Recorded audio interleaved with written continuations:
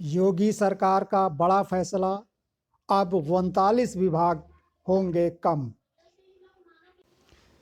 उत्तर प्रदेश में योगी सरकार ने विभागों के पुनर्गठन के लिए तत्कालीन अपर मुख्य सचिव संजय अग्रवाल की अध्यक्षता में 3 जनवरी 2018 को एक कमेटी गठित की गई थी। इसने 95 विभागों को 57 तक करने का सुझाव दिया था। सिफारिश पर विचार विमर्श के बाद विभागों की संख्या 57 के बजाय 54 तक सीमित करने पर सहमति बनी। पहले ही पिछले वर्ष रेरा के चेयरमैन व पूर्व मुख्य सचिव राजीव कुमार की अध्यक्षता में एक नई कमेटी बना दी गई। इसे कर्मचारियों की संख्या को आवश्यकतानुसार घटाने, बढ़ाने, प्रभावशीलता व दक्षता में सुधार पर सुझाव देना था।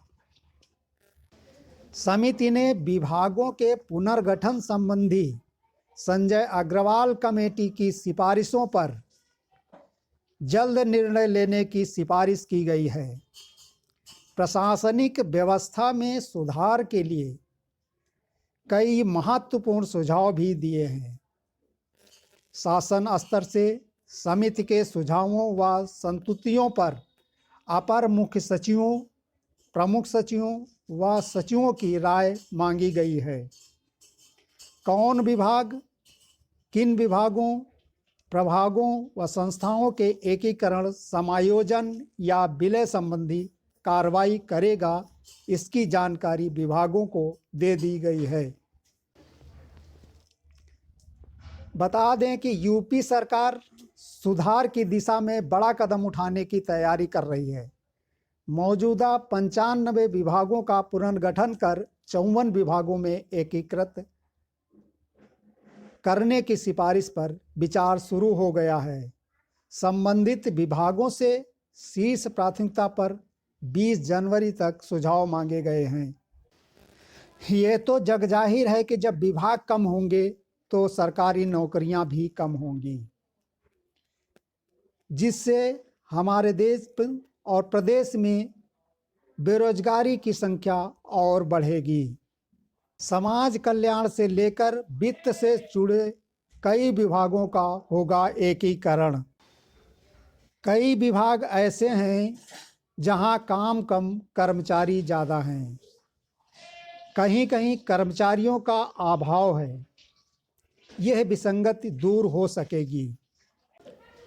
एक ही तरह का काम अलग अलग विभागों के माध्यम से हो रहा है, इससे विसंगतियां होती हैं।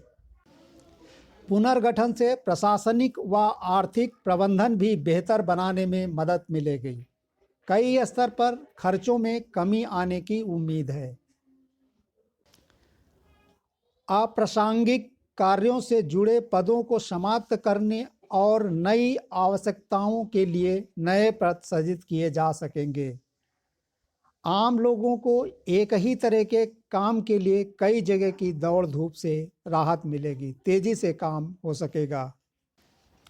जिस तेजी से पुनर्गठन की कवायद शुरू हुई है, इसका असर भविष्य में होने वाले मंत्रिमंडल विस्तार पर भी पड़ सकता है। कई ऐसे विभागों का एक दूसरे में विलय का प्रस्ताव है जिनके वर्तमान में अलग अलग मंत्री हैं।